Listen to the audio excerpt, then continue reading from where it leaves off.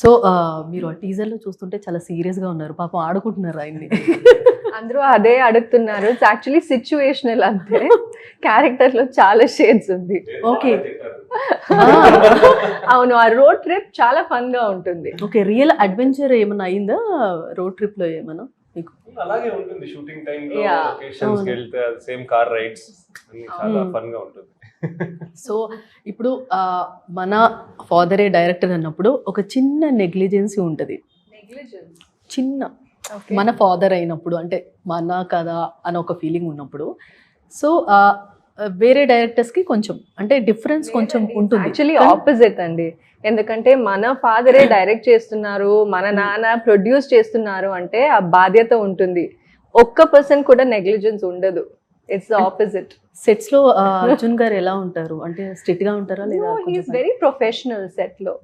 Very professional. ఎప్పుడు shots conceive చేయడం, dialogues దాని మీద you know his attention is fully there.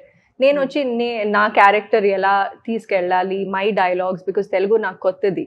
So చాలా బాగా మాట్లాడుతున్నారు. ఐఎమ్ ట్రై చేస్తున్నాను. సో తెలుగు నేర్చుకోవాలి. ఈ క్యారెక్టర్ నాకు ఒక you know it's a different dimension. చాలా షేడ్స్ ఉంది ఈ క్యారెక్టర్లో.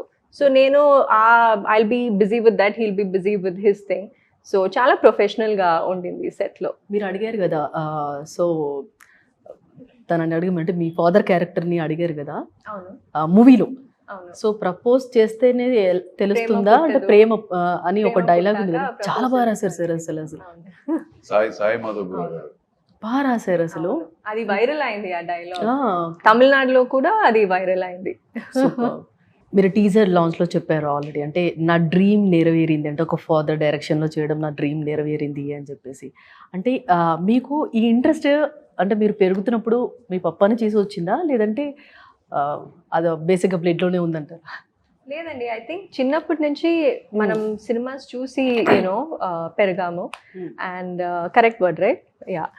అండ్ మన ఇంట్లో మా అమ్మ కూడా ఒక యాక్ట్రెస్, అప్ప యాక్టర్ అందరికీ తెలుసు, grandfathers actors. So maybe అది ఎక్కడో నాలోనే ఉండిపోయింది అనుకుంటాను.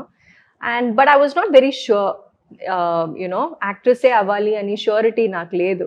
తర్వాత ఒక వర్క్ షాప్ చేసిన తర్వాత నాకు okay maybe this is where we belong అని అనిపించింది.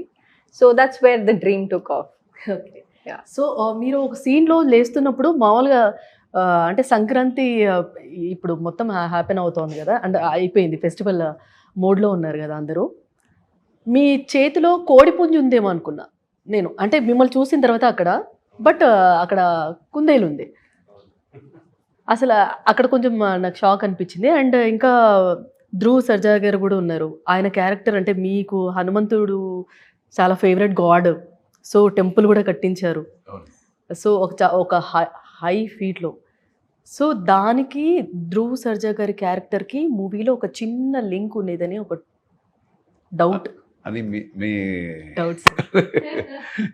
లేదు, ఆయనది చాలా మంచి క్యారెక్టర్. బట్ మీరు అనుకునేలాగా అలాగ ఉండదండి ఇది. But it's very positive emotional cameo మనోడు చేసింది. చాలా బాగుంటుంది. అక్కడ కన్నడంలో ఒక పెద్ద స్టారు, అండ్ ఇక్కడ కూడా చాలా మందికి ధ్రువ ఎవరని తెలుసు. తెలుగులో చిన్న వీడియో వైరల్ అయింది సార్, సీ ఫుడ్ అని అయినది. ఓ అవునా? అవునా, చూసేవన్నీ తింటాను నాట్ సీ ఫుడ్ అని. అది బాగా వైరల్ అయింది.